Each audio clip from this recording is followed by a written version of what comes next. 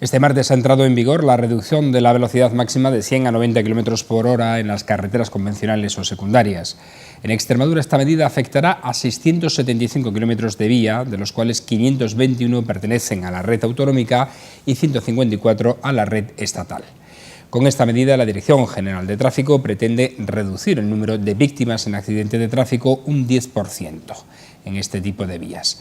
Esta medida no ha dejado indiferentes a los colectivos que representan los intereses de los conductores. Por una parte, las asociaciones de automovilistas se han posicionado en contra de la misma al considerar las medidas estériles. Desde estas organizaciones, como Automovilistas Europeos Asociados, abogan por una mayor inversión en infraestructuras, mejorando los trazados y la iluminación para facilitar la conducción en condiciones meteorológicas adversas. Y añaden que la medida de reducir la velocidad solo supone gastar dinero donde no toca. Por el contrario, las asociaciones de víctimas de accidentes de tráfico están a favor de esta normativa al considerar que la velocidad mata.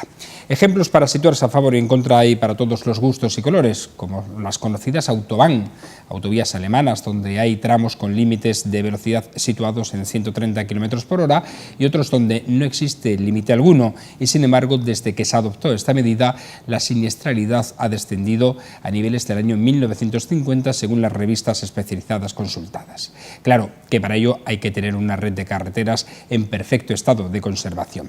En cualquier caso, la efectividad de esta medida la veremos a un año vista y de momento lo que toca es levantar el pie del acelerador en las carreteras convencionales si no queremos ser sancionados.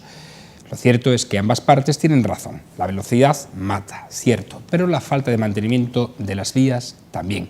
Así que si se ha adoptado esta medida, por el bien de todos, esperemos que también se invierta más con el mismo objetivo. Buenas noches.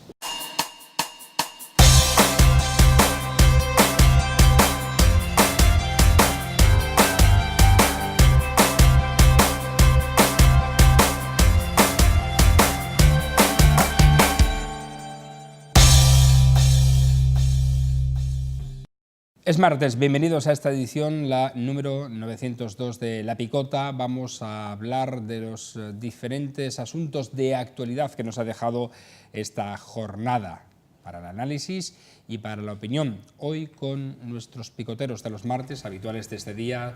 Nino González, buenas noches, ¿qué tal? ¿Cómo estás? Hola, buenas noches, bien, estamos bien. ¿El tren bien? Sí. ¿De Mérida a Badajoz? De Mérida a Badajoz, el tren sigue yendo, llegamos, venimos, funciona. Toquemos madera, no se estropea. ¿Han cambiado ya lo de Aljucen o no? No, ahí siguen diciendo Aljucen, pero bueno, en algún momento cambiarán. ¿Cómo está? Saludamos también a Fernando Valenzuela, buenas noches, que la semana pasada no pudo estar con nosotros. No pude, estaba en Estados Unidos y no pude venir. ¿Estabas con Donald Trump? No, dice Maduro, Donald Trump. Donald Trump no me acercaría siquiera, no sea que se me pegara algo. No, bien, muy bien. ¿No estarías en la FITUR, no, Fernando? No pude estar en la FITUR porque nos vinimos el martes, el miércoles y volver aquí otra vez el jueves, pero estaba obviamente invitados. Además, hemos presentado, la Cofradía Extremeña de Gastronomía, una nueva edición del libro de recetas y ha tenido un exitazo total. Primero se presentó en la Casa de Extremeña de Gran Vía, el día 24 por la tarde, y el día 25 se presentó en FITUR, con la Secretaría de Estado de Economía, la consejera, el presidente de la Junta, y además de presentar el libro, se le hizo homenaje a 4 mujeres extremeñas, ¿sí? Todas relacionadas con la cocina. Cierto. Entonces ha sido y me dio muchísima pena no estar allí, pero no pudo ser. Me vine el miércoles y con mi mujer, que tenía una pequeña indisposición, que había que estar ahí. Y entonces no pude asistir. Pues si te haces de un libro, pásamelo, sí. Y el día que hagáis la puesta en práctica de ese libro, me invitas, que es lo mejor. Ruma Casilla, ¿cómo está? Buenas noches. Hola, buenas. ¿Qué tal? Tú también te apuntarías, ¿no? Siempre, pues yo, ¿por qué no? Pero vamos, yo, Fernando, es que me extrañaba que no estuviera allí, porque él es muy dado a todos los eventos de este tipo y sobre todo los culinarios, ¿verdad? Allí la cofradía, yo soy el secretario de la cofradía, por lo normal que esté, ¿no? Casi que obligado, ¿no? De esta manera, perfectamente representada y muy bien. El libro, en cuanto lo tenga, debe estar por aquí, Cuando lo tenga, lo presento también aquí y vemos un poco. Sí, y si se puede estrenar, como te he dicho, mejor. Sí, sí. Haciendo realidad estas recetas. Lo haremos. Bueno, vamos a hablar ahora de otras cuestiones. Empezamos por crónica local, porque el alcalde Antonio Rodríguez Osuna ha adelantado que la gran plaza que se va a proyectar cuando se elimine el muro que separa el edificio de las Freilas y la Basílica de Santa Eulalia se realizará en la próxima legislatura. Esta actuación posibilitará que se libere espacio del Hornito y se recupere el antiguo humilladero. En cuanto a la cesión del convento de las Freilas al CSIC, el regidor ha dicho que ya se trabaja en el convenio que lo regirá, pero que hasta que no lo recepcione el CSIC y haga la obra no se podrá poner en valor la actuación de esta plaza que se quiere hacer en Santa Eulalia. ¿Cómo lo veis vosotros, Nino? A mí me sorprendió en diciembre cuando lo escuché, me sorprendió la noticia, ¿no? Y en principio por lo que yo he visto me gusta, ¿no? Parece que van a aterrazar aquello, van a quitar la valla esa que hay, van a quitar el muro que separa de la Freila y le van a dar valor a aquello, con lo cual entra dentro de esto que venimos hablando durante mucho tiempo de potenciar el turismo religioso y sobre todo restaurar el convento de las Freilas. Yo tuve la suerte, creo que fue 2008 cuando se compró el convento, cuando se pagó a los propietarios de entrar allí. A mí me sorprendió ver la puerta la puerta de los pies de Santa Eulalia, que está tapiada desde que se hizo el convento. Y comunica el convento con la basílica, ¿no? Sí, era la puerta, igual que está la puerta por la que se entra ahora el lateral, pues había una puerta a los pies que al poner el convento se cegó, y entonces la estuvimos viendo. Hay unos arcos en un patio de bastante buen estilo. Había una escalera de madera que no sé si seguirá todavía después de todos estos tiempos, que era original, y había curiosidades, como había, alguna prensa lo recogió, había del tiempo de la guerra civil, había allí lo que costaba afeitarse y pelarse, y estaba todavía escrito. Aquello, yo sé que actuamos allí con una escuela taller para hacer algunas excavaciones y tal, y luego he visto que se ha parado, que desde 2008 no ha habido nada. Acordaros que se hizo un concurso de ideas, que lo presentó Ángel, pero luego no se encontró la financiación, con lo cual a mí el que se haya encontrado alguien que vaya a pagar aquello me parece, que va allí el Instituto de Arqueología, pues me parece fenómeno. No entiendo ha habido por ahí alguna organización política que le ha puesto pega. Yo, entre estar como está ahora y que dentro de un tiempo lo veamos aquello restaurado y que esté allí el Instituto de Arqueología, parece ser que también le he oído al alcalde que va a haber algo como recepción de turistas o de peregrinos, que se le vuelva a dar vida a algo que está muerto, a mí me parece una idea perfecta. Y si encima no le cuesta nada al ayuntamiento, que lo va a pagar el CSI, pues miel sobre hojuelas. Y entonces quitar ese muro le va a dar una gran amplitud a la plaza, y si se hace, como he visto por ahí en algunas infografías, que se va a hacer en plataforma única, pues será una plaza que va a tener algo más que nos interesa siempre, que decimos, es que el turista venga, el turista en lugar de pasar se estabilice, que tenga que estar un tiempo mirando y que no solo ocurra esa imagen emeritense, que la gente de Mérida lo conocemos muy bien, y es que todo emeritense que pasa por allí, por el Hornito, vaya haciendo lo que vaya haciendo, se presigna, ¿no? Es la típica imagen que hemos visto, un señor que pasa en la moto y con una mano se quita ahí.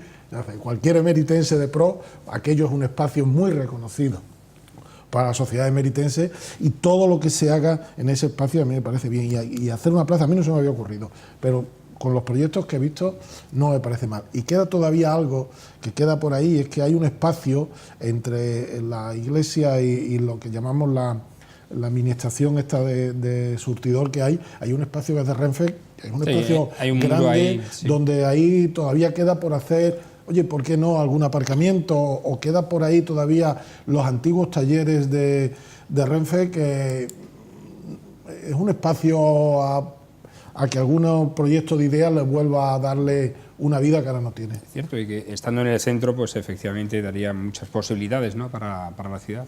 Ruma.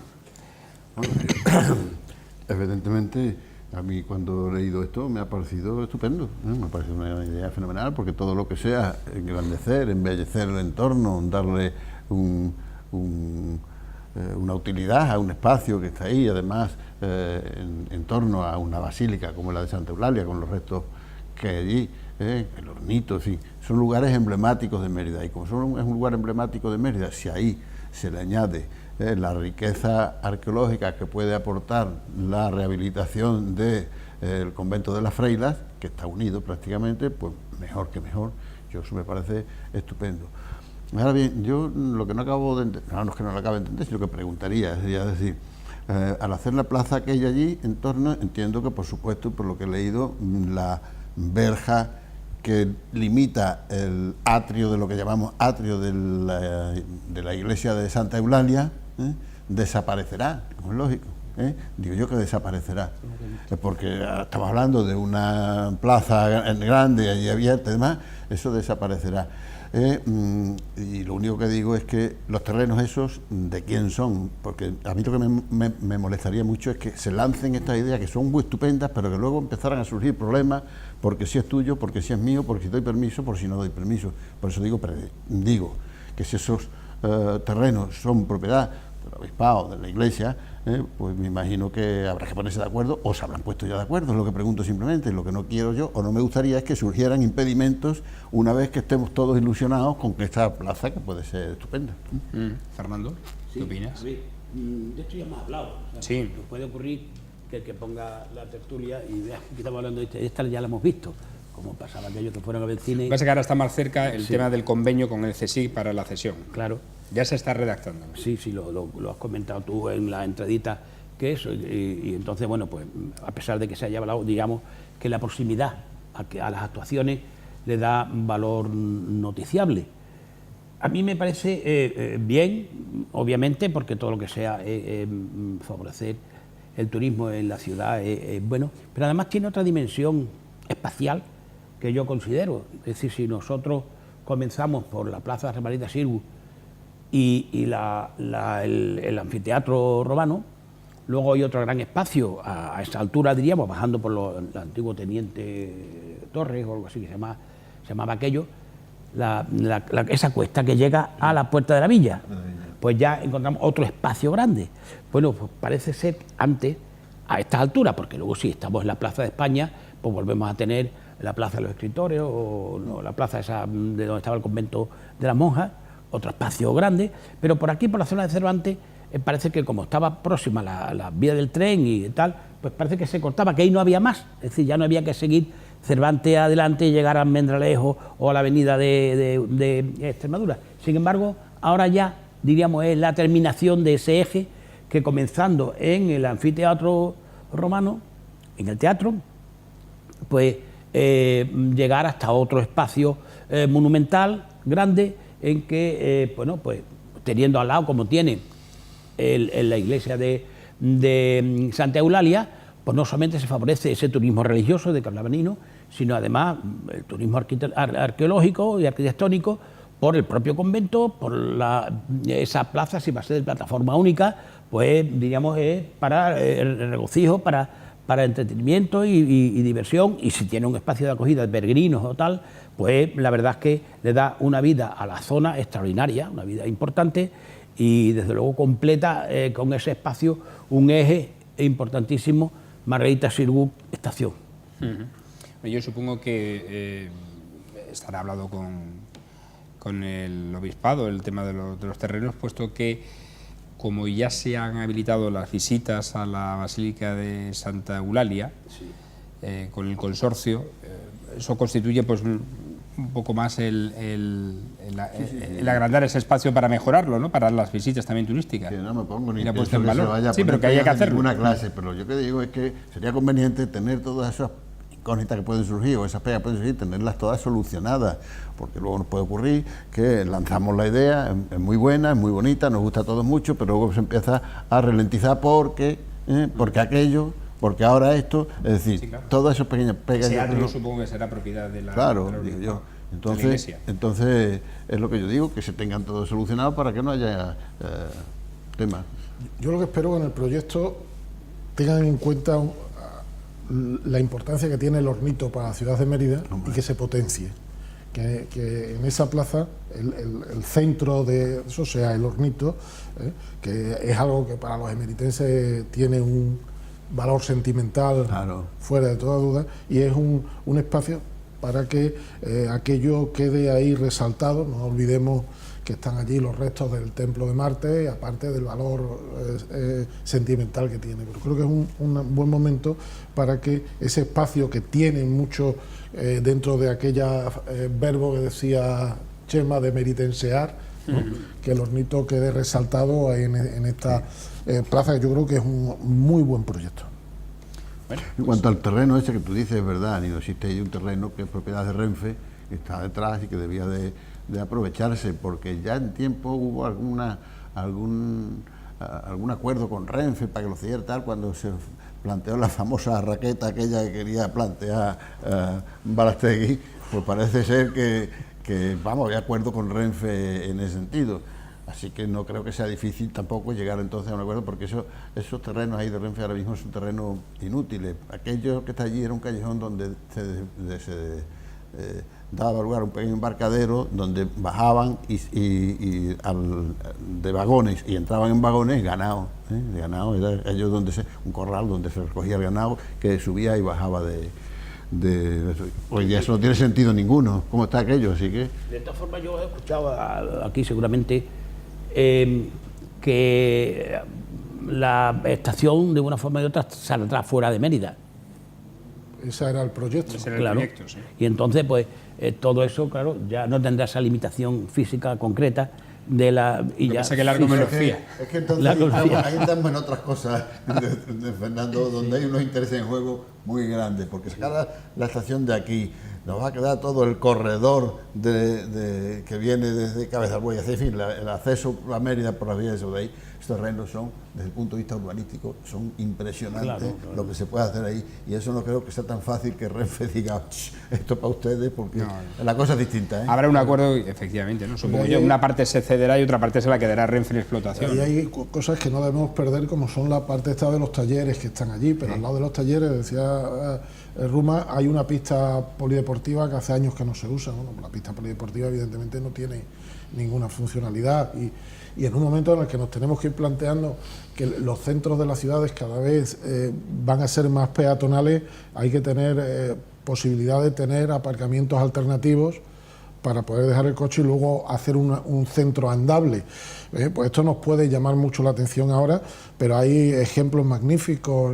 Pontevedra lleva más de 15 años en el que el centro de la ciudad es peatonal totalmente. Hubo unas broncas, aquello los comerciantes iban, y hoy está todo el mundo encantado y nadie cuestiona. Entonces, tenemos que plantear que los centros cada vez son más andables y hay que buscar sitios alternativos, y este es un espacio que está relativamente céntrico para poder buscar sitios donde dejar el coche, que queramos o no, siempre hay. De todas maneras, Mérida no está mal a nivel de aparcamiento. No, porque hay un circuito de aparcamiento. Si vas a una zona, yo incluso me lo he planteado algunas veces, viniendo desde casa, digo, ¿por dónde voy a entrar? Por aquí, bueno, pues a Tarazana, no, por la Politécnica, lo de Manolo León, o el Lusitania, si alguien que viene de fuera, que para no se complique la vida, le digo, mira, pasa el puente Lusitania, que hace la rotonda, ir a la izquierda, y ahí tienes un aparcamiento. Y cerca del Museo Abierto.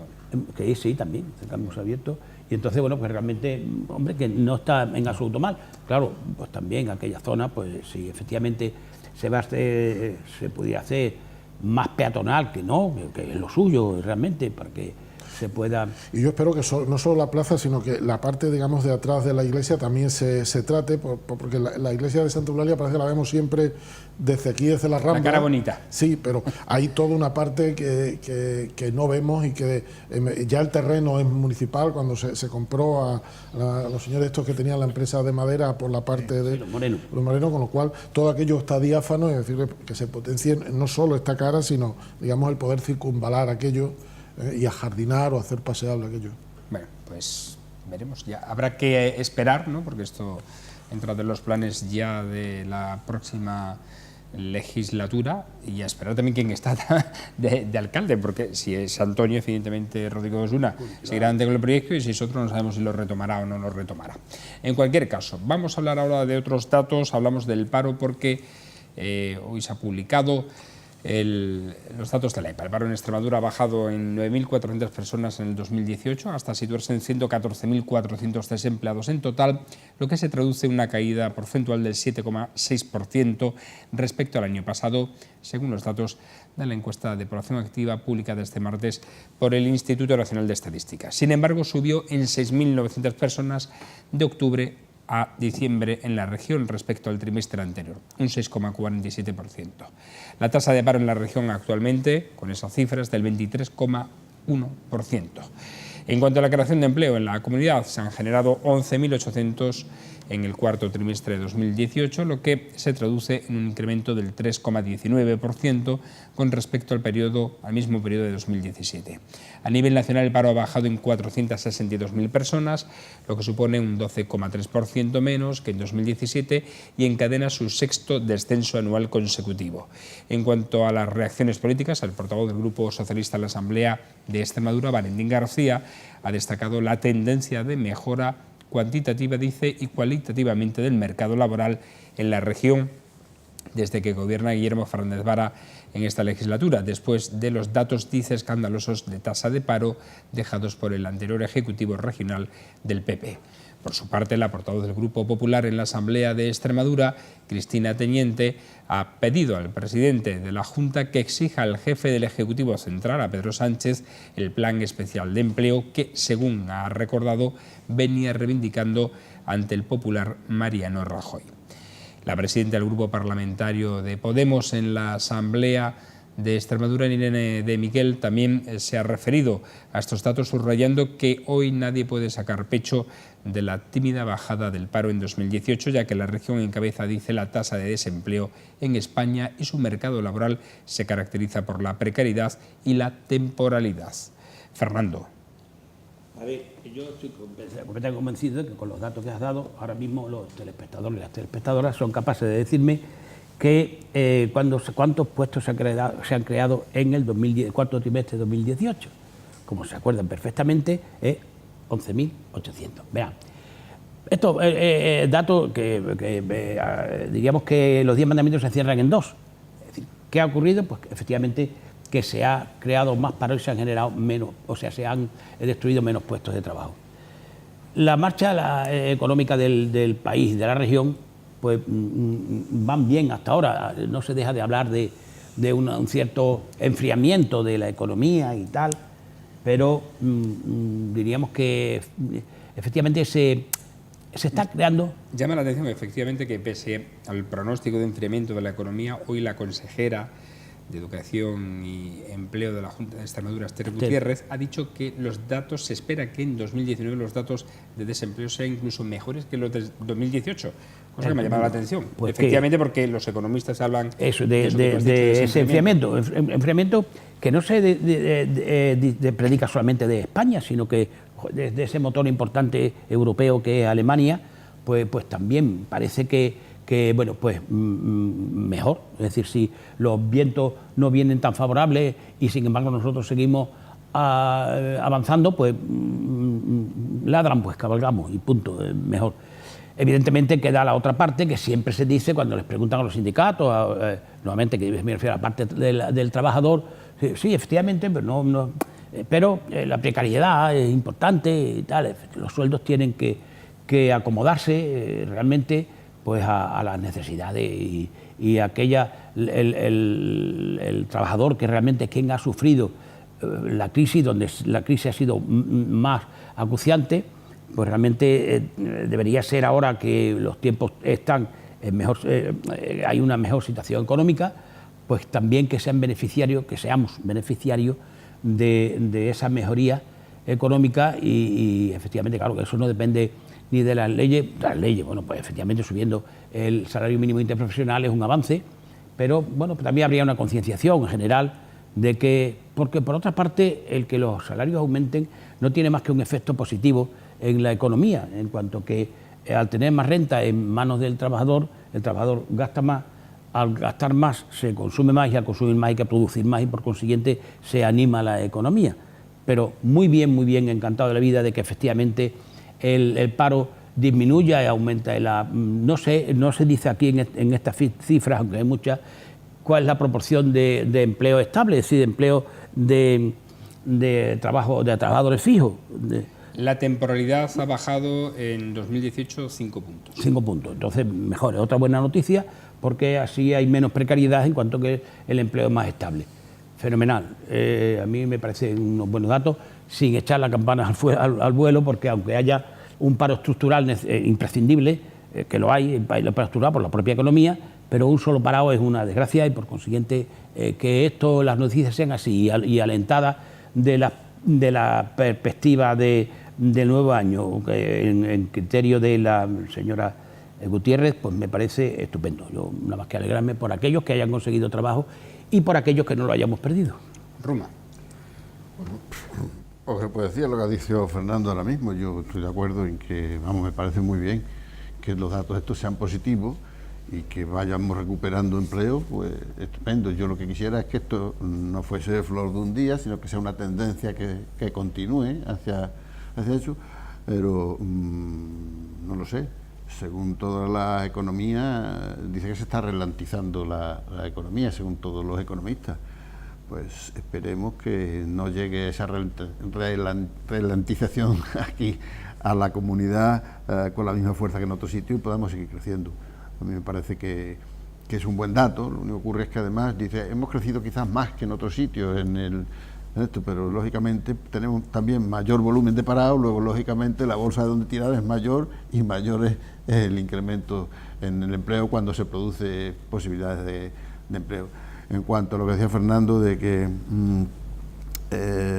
un tema de la subida de salarios y demás, que todo repercute en beneficio de la economía, repercute según cómo se mire, Fernando. Repercute según cómo se mire, porque esa subida de salarios, que es estupenda y que todo el mundo debía de tener un salario más elevado que se tiene, pero si todas las soluciones fuese elevar el salario, pues mira qué bien, pero no es elevar el salario, es saber elevar el salario y saber con qué medios se dispone para poderlos pagar, porque los costos que suponen ese incremento salarial que ha habido ahora mismo son muy elevados. Así que para subir ese salario y que tenga su efecto sobre la creación de empleo, que puede tener un efecto contrario en la subida de salario, para que tenga efecto sobre la creación de empleo, esa subida de salario debería ir acompañada con unas rebajas de cotizaciones sociales, bajadas de impuestos que se puedan afrontar, hacer más rentable la actividad económica para que poder afrontar esos salarios.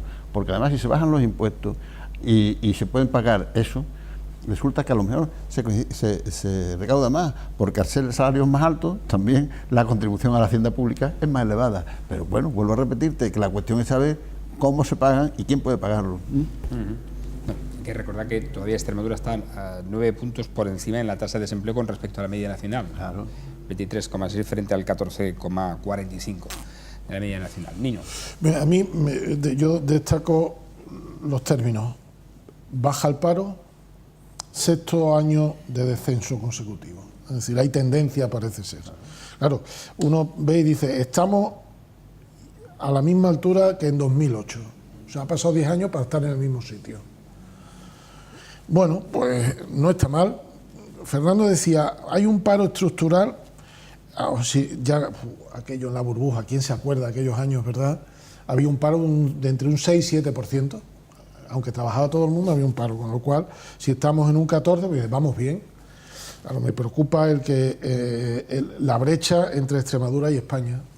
Con lo cual yo creo que a nivel estatal alguien nos tenía que tener en cuenta algo, porque si en España hay un 14 y en Extremadura hay un 23, yo no soy muy matemático, pero si yo tengo un 23 y la media es un 14, quiere decir que hay alguien que está cerca del 8 o del 9, ¿no? Porque es una media, ¿no? Si la media es 14 y yo tengo un 23, alguien tiene que estar en el 8. Creo que el País Vasco. Claro, si alguien está en el 8 y en un 23 pues hay una brecha enorme, ¿no? Con lo cual, parece que estamos en una situación en la que alguien nos tiene que echar una mano.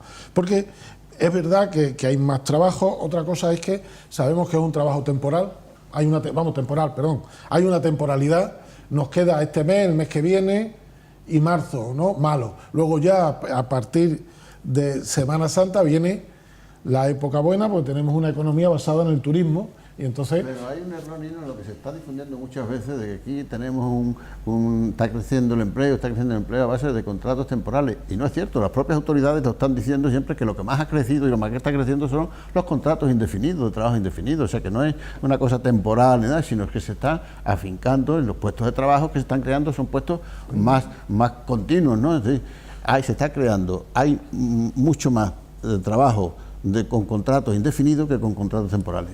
Pero luego hay un tipo de contrato por el turismo mismo, que es sectorial, que es temporal, que sabemos que hay una buena época en la que todos sacamos pecho, que es de abril a octubre, ¿no? Y otra época que todos agachamos la cabeza, que es de octubre a marzo, donde cuesta, ¿no? Y luego pues también está esa calidad del trabajo, ¿no? En el que lo hemos expuesto aquí otras veces. Yo tuve un caso, ya lo hemos contado aquí, que un señor no pudo trabajar porque tenía un contrato de 1 hora a la semana.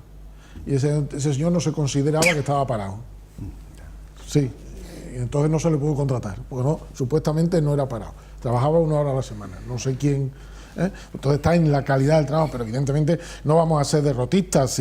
Si llevamos 6 años bajando el paro, pues que siga, ¿no? Es decir, ya parece que hay tendencia. Es verdad que la economía por ahí parece ser que se está resfriando un poquito, ¿no? Y cuando alguien se resfría un poco, nosotros tenemos gripe. Claro, con lo cual, bueno, hay que tener cuidado, pero evidentemente ahora que tenemos noticias positivas, pues que siga, que cada vez encuentren más gente de trabajo, porque aparte de lo económico que decía Fernando, está, no sé, lo emocional. Es decir, aquel que no trabaja, lo bien que queda cuando consigue un trabajo, aunque sea por poco tiempo y aunque sea por pocas horas. La mentalidad de uno cambia, uno es distinto, con lo cual, aunque el trabajo no sea de buena calidad, por lo menos que haya trabajo para que la gente se sienta realizada. Claro, incluso puede haber un desplazamiento de ese tren que tira económicamente los vagones. Puede haber que se desplace hacia la zona más sur, si consideramos sur también Francia y España, pues por las razones de la estabilidad política que se disfruta, porque Macron en Francia pues tiene, a pesar de los chalecos amarillos, ellos tienen chalecos, nosotros tenemos lazos, que a lo mejor un lazo con un chaleco queda muy bonito, las dos cosas juntas. Ahora están ya también con los pañuelos rojos. ¿Ah, sí? Sí, bueno. Ha salido ya, en Francia están los pañuelos rojos, que están diciéndole a los chalecos amarillos que basta ya, con lo cual no les ponga más, pues si tienen chalecos y pañuelos... Pues no va la cosa más. Entonces, claro, Francia con... van a marcar tendencia en moda. Italia con Salvini y su populismo y esa desobediencia a Europa y eludir el control europeo, y la debilidad de la señora Merkel en esto, y el Brexit en Inglaterra, pues no es difícil que haya un desplazamiento favorable hacia Francia y España y Portugal en cuanto a la economía. Por razones más políticas que económicas, pero que bueno, que también, ¿no? Pero Fernando, vamos a seguir mirando al norte. Sí, no, sin lugar a dudas. Suecia está ya poniendo en práctica las 6 horas de trabajo con el mismo sueldo. Pero eso es una isla maravillosa. Bueno, pero no me digas que no, en los años 60 y 70 todos mirábamos al estado del bienestar sueco y lo poníamos como referencia, con lo cual... Sí, pero claro, hay también países nórdicos, Nino, que están diciendo el estado de bienestar, como tenemos concebido, es inviable y están dándole de lado. El último ha sido Finlandia, Islandia, o sea que eran ejemplos del estado de bienestar. Es decir, el estado de bienestar todo lo queremos, pero puede llegar a ciertas cotas que son realmente inviables porque no se pueden financiar en ese sentido, ¿no? Es decir, tenemos que conformarnos en un estado de bienestar más modesto del que eso, indudablemente sin renunciar a eso, ni mucho menos. Pero si los suecos pueden tener 6 horas, nosotros nos podemos conformar con 7, ¿no? Bueno, ya, claro, pero si el problema de las horas no es... El problema de las horas es un problema de horas, pero es un problema de productividad, no otra cosa. Yo puedo estar 7 horas y trabajar menos que el que está 3. Claro, es un problema de productividad, no otra cosa. Por cierto, hablaba de las comunidades autónomas.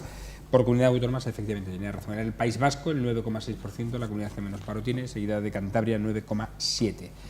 Son las comunidades que están por debajo del 10% de tasa de paro. El resto ya está por encima del 10%. Hablamos ahora de otras cuestiones también interesantes. Almaraz, que está ahora en boga porque la ministra de Transición Ecológica, Teresa Rivera, se reunió este lunes en Madrid con los máximos responsables de las 3 empresas que se reparten la propiedad de la central nuclear de Almaraz. Al encuentro acudieron Ignacio Sánchez Galán, presidente de Iberdrola, dueña del 53% de la planta, José Bogas, consejero delegado de Endesa, que tiene el 36%, y Francisco Reines, presidente de Naturgy, que tiene el 11%. El acuerdo alcanzado es que ninguna de las nucleares que operan hasta ahora en España cierre antes del año 2025 y que como muy tarde lo hagan en 2035. En el caso concreto de Almaraz se solicitará la extensión de la vida útil y será el Gobierno quien decida hasta cuándo la concede. Hay que recordar que la licencia de explotación de Almaraz caduca en 2020 y sus propietarios tienen de plazo hasta el 31 de marzo para solicitar su renovación. Los 40 años de vida útil se cumplen en 2023 para el primer reactor y 2024 para el segundo. En un principio, Iberdrola y Naturgy eran reacias a solicitar una prórroga hasta los 50 años, como defiende Endesa. Todo apunta a que puede tratarse de una solución intermedia, es decir, una prórroga inferior a los 10 años que el comité de empresa de la central ya se apresuró ayer a calificar de fracaso. Ruma. Bueno, evidentemente yo creo que en el fondo a ninguno nos gusta tener una bomba nuclear ahí funcionando y todos nos gustaría que eso desapareciese. El hecho de que se cierre no quiere decir que desaparezca, porque los residuos y demás estarán ahí durante muchísimos años. Pero fundamentalmente al cerrarla es que hay que mirar el drama humano que acarrea sobre la vida económica de los pueblos que están alrededor, de Almaraz y demás. La gente de allí lógicamente no quiere que la cierren, están poniendo su vida y todo lo que tú quieras, pero dicen, bueno, pero estamos comiendo, vivimos bien, hay riqueza y no quieren que se cierre. Por lo tanto, yo creo que cerrarla habrá que cerrarla, pero que indudablemente es necesario crear un plan alternativo en 2 factores. Uno, un plan alternativo de producción de energía y un plan alternativo en cuestión de búsqueda de trabajo a las personas que van a quedar en paro. Las personas que van a quedar en paro. Hay que darle vida otra vez a esos pueblos de alguna manera. Pero por lo demás, cerrarlo, pues claro que hay que cerrarlo. Esto, yo ahora mismo soy contrario a que se cierren. En mis tiempos jóvenes yo tuve un momento en que a lo mejor hasta lo veía de otra manera, porque yo recuerdo, esto lo cuento como anécdota, cuando se hubo la polémica aquí de que queríamos la central de Valdecaballeros, yo encabecé una protesta contra el Valdecaballeros. Yo estuve encerrado en el Ayuntamiento de Mérida 24 horas con todos los representantes de la Asociación de Amigos de Mérida que nos oponíamos a Valdecaballeros. A lo mejor hoy me sigo oponiendo, pero lo veo de otra manera. Pasa que en aquellas épocas uno era más joven y más impulsivo, las dos cosas. Y que la gente cambia también de opinión. Sí, ¿puede cambiar? Sí, es cierto, pero vamos, no tengo yo un cambio radical en este sentido, no. Tengo un cambio no. Tengo la misma postura, pero más matizada, más templada. ¿Y no? Sí, hay gente que no cambiamos. Yo, como hace 40 años estaba en contra y sigo estando. No, sí. Yo no he dicho que esté a favor. No, ya. Pero aquí, a mí, en el guión que tú nos has dado, yo entiendo, dice a los trabajadores de Almaraz, yo entiendo a los trabajadores, el que tiene un trabajo quiere seguir teniéndolo. Claro. Eso, aquí hay distintos niveles. Los trabajadores, claro, los trabajadores quieren tener un trabajo como todos, igual que yo, todos queremos tener. Nadie quiere, normalmente nadie quiere quedarse sin trabajo, y un trabajo que además me parece que está bien remunerado porque tiene sus peligros. Con lo cual, yo entiendo que aquí hay, me parece, unos 1000 trabajos directos que sí la quitan. Bien, a esto simplemente hacer, para tener otra versión, Adenés dice, está leyendo por ahí, que el desmantelamiento de la nuclear supondría la misma cantidad de trabajo durante 20 años y que después, para quitar los residuos y tal, habría trabajo otros hasta 60 años. Y que estos trabajos indirectos que dice Adenés, que es cuando se hace la recarga, que la recarga es cada año y medio, que no es siempre, es por tener el dato de otra gente que no solo ADN. Luego, aparte de los trabajadores, que yo digo que lo entiendo, evidentemente, que peleen por su trabajo, está la empresa, ¿no? Las empresas, hay 3 y 2 no quieren. ¿Por qué? Porque una vez que se pasa a los 40 años, el gasto que tienen que hacer en seguridad es mayor. Entonces dice, si yo me tengo que gastar 5 y le voy a sacar de rendimiento 4, solo voy a ganar 1, no me interesa.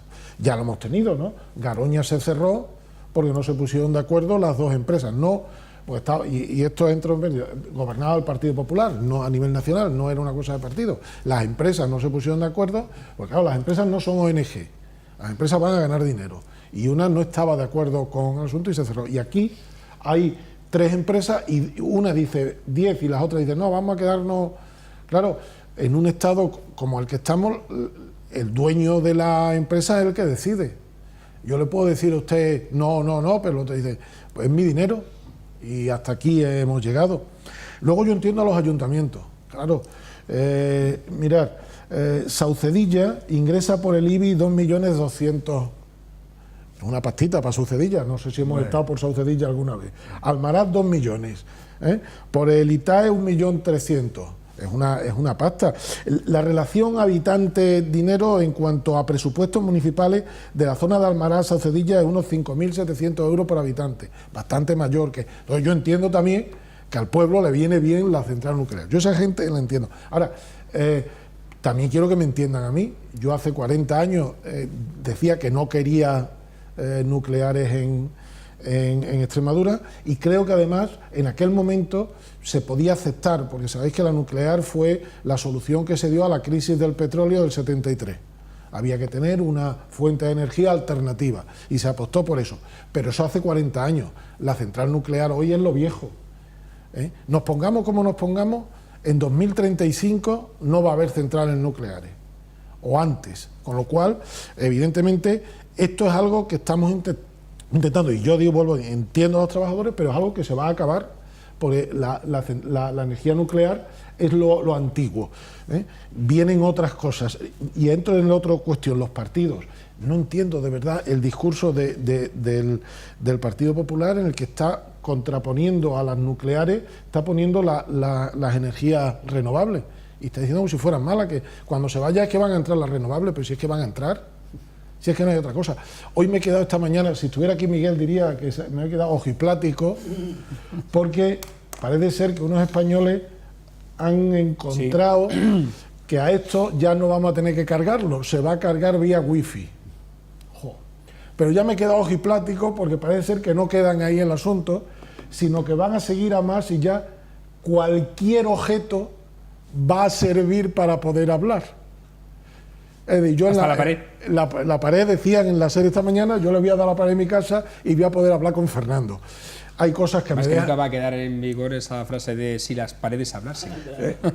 Con lo cual, esto viene a cuento de que la energía va a dar un cambio en los próximos años bárbaro. Y la nuclear no es lo que viene, la nuclear es lo que está atrás, que sirvió.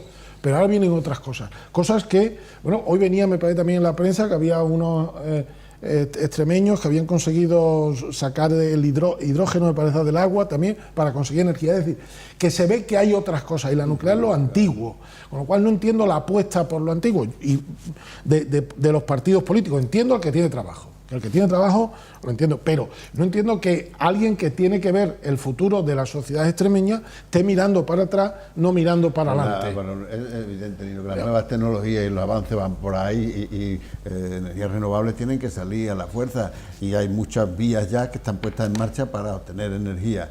La cuestión es que obtener energía que sea limpia y que sea barata. Y almacenable. Exactamente, limpia, barata y almacenable. Porque yo creo que eso es un camino que dan todos los países, pero yo no lo sé, pero me voy a enterar, me gustaría saber. Por ejemplo, en Europa, Francia es la mayor productora de energía nuclear, y no sé qué camino está siguiendo Francia, si está renovando, si está haciendo, porque yo no veo ni leo que tengan ningún movimiento encaminado a cerrar ese tipo de energías en Francia. Y vuelvo a repetir que es el país productor, el mayor país productor de energía nuclear. De hecho, España compra bastante energía a Francia. En la crisis del 73, con el petróleo, Francia apostó por la energía nuclear para no depender de... Claro. Estamos quitando a Fernando, que todavía no... A ver, Fernando, ahora, ¿qué opinas de esto? Ahora os escucho, aprendo y ahora luego intervengo yo. Ahora vengo yo con sabor distinto. A ver, hoy se han reunido las empresas propietarias de la central nuclear de Almaraz, bueno, que forman un consorcio económico, Almaraz-Trillo. Y claro, son Iberdrola, Endesa, agrupación de interés económico. O sea, Iberdrola, Endesa y Naturgy. Claro, ¿qué ocurre? Pues que esa decisión que han de tomar, si continúa o no, que para eso están hablando hoy, no han tomado ni van a tomar hoy la decisión, porque no se trataba de eso, sino de, bueno, pues de hablarlo y estudiarlo y tal. El problema está en que tienen que tomarlo por unanimidad, con lo cual basta con que alguna de ellas diga que no, para que la decisión no pueda tomarse en la continuidad de esto. Evidentemente tiene eso algo que ver el gobierno regional, pero tiene menos que ver porque hay una ley nacional que es la que establece el periodo de vigencia de esas renovaciones. Es decir, hasta ahora sería, según la ley establece ahora, se podía ampliar a 40 años, se amplió a 30 años y lo que quedan son 10. Entonces hay una inmediatez de 4 años, que es lo que pretende que sea que cuando se corte, según las dos que no están de acuerdo, que son Iberdrola y Naturgy, y Endesa, pues sí no le importaría volver a renovar. La energía nuclear es que es bastante económica, es el rendimiento, el peligro es considerable, pero es bastante económica. El progreso es imparable, invariablemente. Hubo un periodo de tiempo en que el carbón era la energía inevitable, utilizable e ineludible. Luego del carbón pues pasamos al petróleo, a los productos derivados del petróleo, que también estamos viendo ahora, bueno, pues evidentemente está en su fenecimiento clarísimamente. Y entre la modernidad está la fisión nuclear, que es la energía nuclear, pero parece ser que se estudiaba en los libros incluso de EGB, que el otro procedimiento sería la fusión nuclear. En lugar de dividir el átomo aglutinado, que también genera mucha energía, carece de los peligros que tiene esto. Y no es peligroso. Efectivamente. Entonces, bueno, pues hoy es la reunión de los propietarios de las compañías titulares de las centrales nucleares Almaraz-Trillo. Pero mañana se va a reunir con ellos la ministra de Transición Energética. Claro, ¿por qué? Pues porque, aunque ella, lógicamente, no puede intervenir en unas decisiones empresariales, porque son propias, pues parece ser que los reúne al objeto de, bueno, pues establecer entre ellos un cierto consenso y llegar a un cierto acuerdo, porque, entre otras cosas, tiene en preparación 3 documentos importantísimos. Uno, el PINI, que es el Plan Nacional Integrado de Energía y Clima. Otro es un anteproyecto de cambio climático y un tercer documento que es la Estrategia de Transición Justa. Y ella necesita de la aquiescencia de estos propietarios de esto y otros más para poder llevar adelante su política energética, en la que preferentemente pues va a hacer, o sea, ha apostado por un aumento de las renovables y una disminución pues de aquellas otras fuentes de energía como, bueno, más antiguas, como son las de ciclo combinado o las nucleares.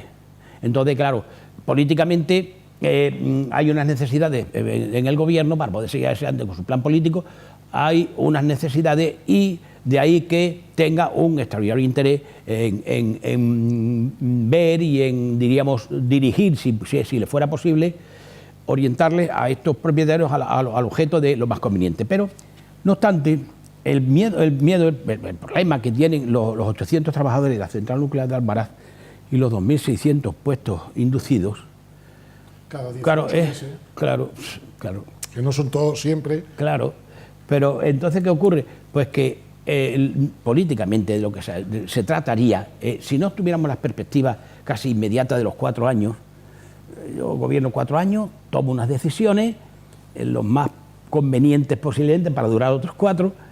Si tuviéramos una altura de mira superior los políticos, que con lo inteligentes que son, no sé cómo no se les ha ocurrido, coño, que miren esta televisión.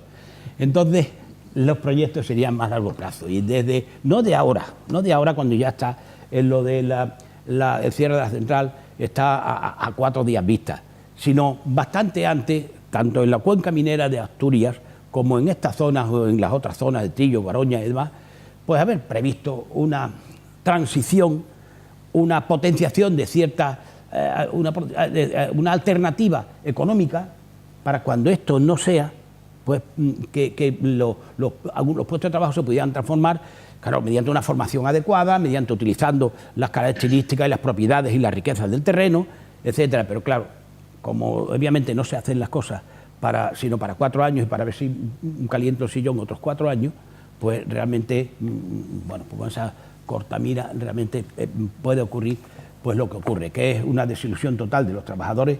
Sí, efectivamente, pero claro, a mí me ha alegrado la tarde Nino cuando ha dicho que si se desmantela, pues las perspectivas de trabajo son extraordinarias. No, con lo cual...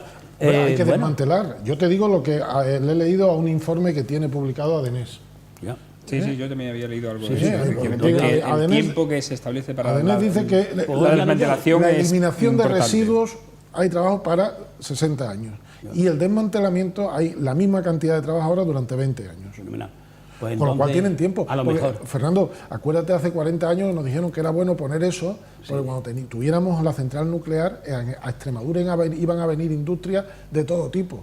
Yo todavía recuerdo, estaba en la facultad cuando yo me oponía a esto y me decían que, y después de 40 años, hombre, yo entiendo que la zona de Almará pues tiene unos niveles, me parece que tiene el nivel de renta más alto de Extremadura, lógico, pero claro, es Almará, lo demás Extremadura no lo tenemos, ni hemos visto aquellos niveles. Pues mira, también eso podría haber aprovechado. Vemos que ahora el presidente Fernando Vara está haciendo pues gestiones oportunas para que la tributación sea en Extremadura, pero claro, realmente hemos tenido esa central ahí 30 años y bueno, y a verlas venir. Vivían muy bien los 4 que estamos alrededor de la central. Sí, salvan los municipios. Y claro, y ya está, y punto. Pero realmente había que ver. Se hizo hace 8 años Espacio Navalmoral, ¿no? Que es como Espacio Mérida, un polígono para potenciar que se pongan allí. Sí. Yo he pasado últimamente y creo que hay una industria, con lo cual el ritmo no es muy allá. Claro. Bueno, pues ahora mismo estamos igual entonces que en Mérida, ¿no? Con el Espacio Mérida. Vamos a hablar ahora de otra cuestión, porque los taxistas de Madrid han mantenido este martes su 9º día de huelga indefinida contra la regulación propuesta para los vehículos de transporte concertado, las famosas VTC. Se han reunido a las 9 de la mañana en la sede de UGT, en la Avenida América, de ahí de nuevo a la calle Génova, donde se han concentrado ante la sede del Partido Popular. A las 5 de la tarde han vuelto a protestar en la Puerta del Sol, donde se encuentra la sede del Gobierno regional, mientras que las VTC, por su parte, se han manifestado ante la sede de Podemos y también frente a la sede del PSOE, mientras que en Cataluña el Gobierno ha aprobado el decreto ley que obligará a los VTC a precontratar sus servicios.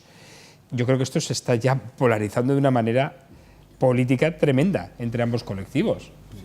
Sin lugar a dudas. Fernando. Sí, claro, las decisiones que se han tomado desde el Gobierno perjudican a las VTC. De manera que han anunciado que esas medidas adoptadas van a suponer un ERE de más de 1.000 trabajadores. Yo escucho a los taxistas decir, es que estoy pagando la hipoteca, es que mis hijos tienen que comer. Bueno, pues mira, estos otros señores, estos 1.000 que se van a quedar parados, pues seguramente tampoco podrán pagar su hipoteca y posiblemente.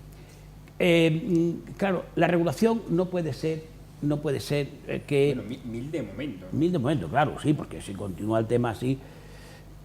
la regulación tiene que ser a nivel nacional, cuando menos una ley marco.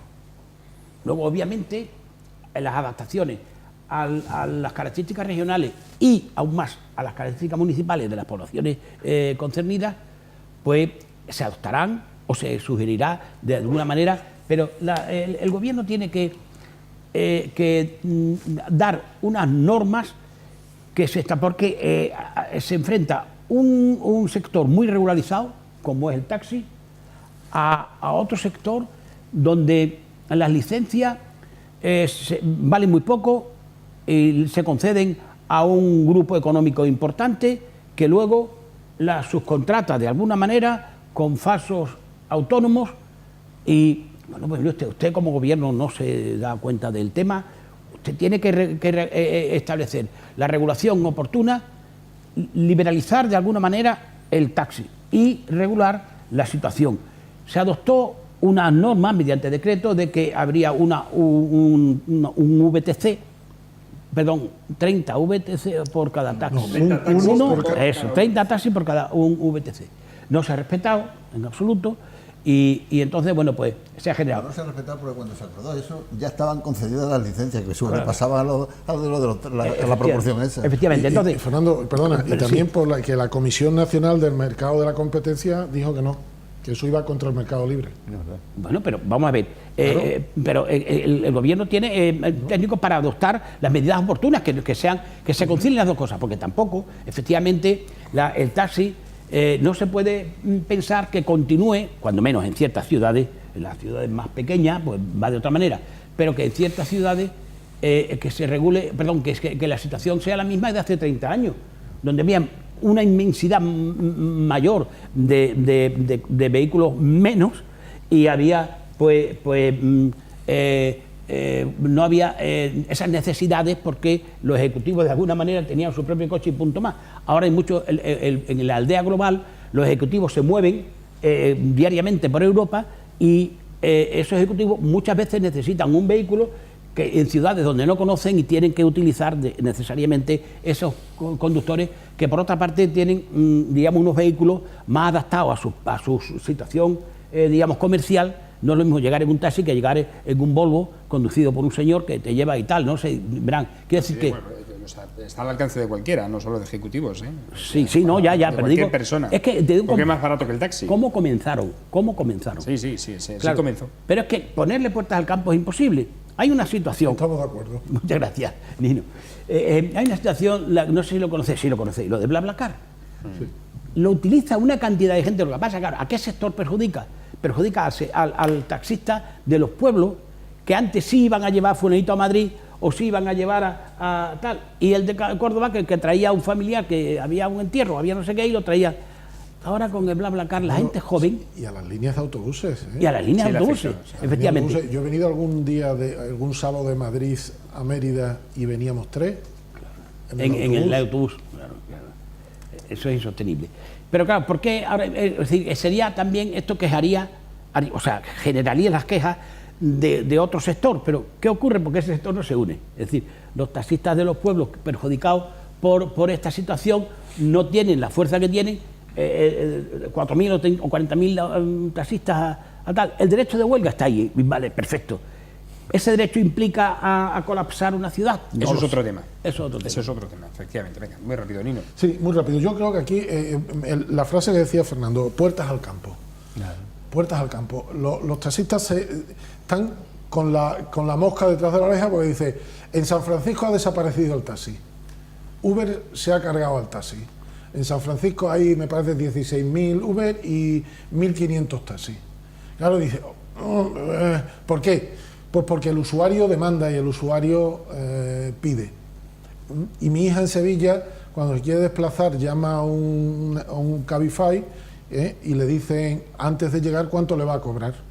Y por el móvil yo puedo ir viendo por dónde va mi hija en Sevilla, dónde va.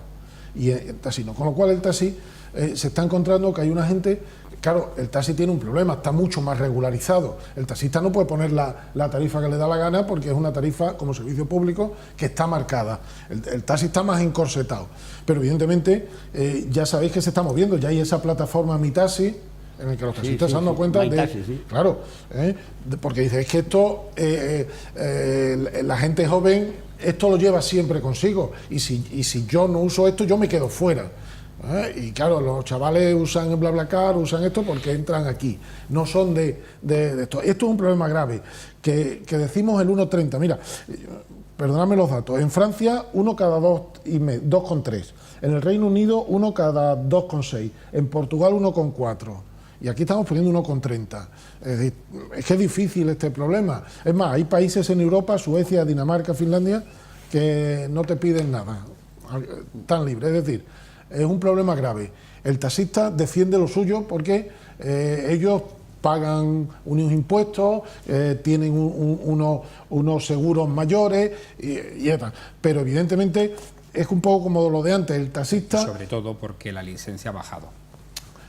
Claro, ¿no? En el mercado secundario, en el mercado de compra-venta, que es lo que realmente preocupa, Fran, pero el taxista se ha devaluado se la tiene que licencia. acomodar al usuario, porque el usuario ha visto que hay otra cosa, y como el taxista no se acomode a ese usuario que lleva esto siempre, lo tienen complicado. Y termino, lo de cortar las ciudades... Es que me parece a mí que precisamente los taxistas están haciendo una huelga, partida de la base que el derecho de huelga existe y pueden hacerlo. Yo lo que no estoy de acuerdo es en que esa huelga te permita colapsar y secuestrar a una población y dejarla indefensa ante muchas cosas. Es decir, yo creo que la huelga, usted quiere ponerse en huelga, de acuerdo, no trabaje, punto.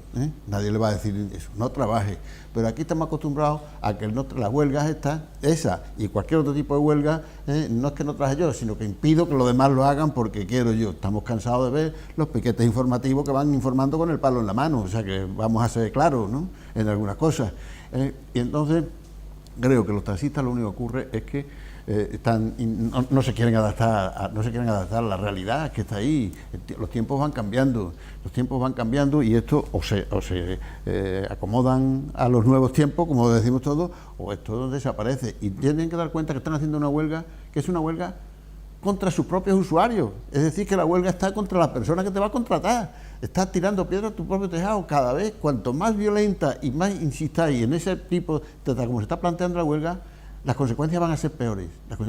Yo no creo que efectivamente el taxi está muy regulado. Y yo no creo que lo que hace falta es regular. Yo creo que lo que hace falta es desregular, para hacer un mercado amplio, libre y que cada uno se adapte a las nuevas circunstancias. Porque es cierto, Fernando, es cierto que, entre otras cosas, no quiero que pase esto porque yo quiero mantener mis privilegios, que soy yo y solamente yo. Y a mí esta huelga me está recordando en muchos aspectos la famosa huelga de los estibadores.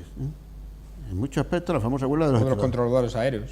O de los controladores aéreos en su día. Pero es decir, es un mantenimiento de esto. Es decir, yo creo que se están equivocando tal como están manteniendo la cosa. Creo que han recibido hasta ofertas que son hasta cierto punto razonables, por lo menos que se pueden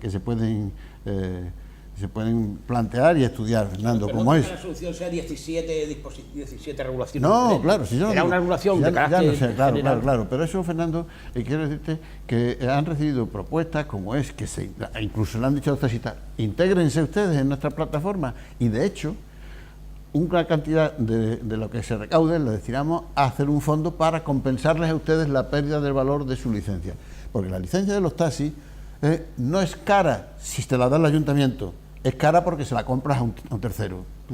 Es cara porque se la compra a un tercero. Como es cara cuando antes cogían, que te digo yo, una farmacia, resulta que un farmacéutico que se ponía se la compraba al que salía y era cara. Por eso la Junta de Administración te concede una farmacia, no es cara. Es decir, ese es el problema fundamental. Y claro, lo que no puede ser es que yo quiera estar yo y no me quiera adaptar a los tiempos. Porque esto es como si ahora mismo, mira, en el correo en papel ha bajado una barbaridad, la actividad de correo se ha venido abajo. Es como si correo estuviera diciendo ahora mismo, oye, usted prohíbe aquí los emails, los otros y demás allá. Eso no puede ser. No puede ser. El tiempo está ahí y lo que hace falta es adaptarse a ellos. Y lo que hace falta es no regularizar, sino desregularizar. Y que alguien, a nivel nacional, tome la responsabilidad. No que se la eche la patata a las 17 cosas. No, porque ahora a las 17 se la echan los ayuntamientos. Claro. Entonces, ¿qué pasa aquí? No. Bueno, y todo eso a escurrir el bulto, ¿no? Nos vamos, no hay tiempo para más, efectivamente. Fernando, nos tenemos que ir. No sin antes agradecer, como siempre, su atención y a la asistencia a nuestros picoteros. Gracias, Ruma, hasta la semana que viene. Hasta la semana que viene, muchas gracias. Gracias a Fernando Valenzuela, hasta la próxima semana. Hasta la próxima semana, señor. Y gracias a Nino González. También te esperamos el martes que viene. Aquí estaremos. A ustedes instarles a que nos sigan en las redes sociales, en Facebook, en Twitter, en YouTube y en Instagram, donde le informamos de lo que acontece a diario en Crónica de Proximidad. Mañana estaremos de nuevo fieles a la cita, una edición más aquí en La Picota. Buenas noches, que sean felices.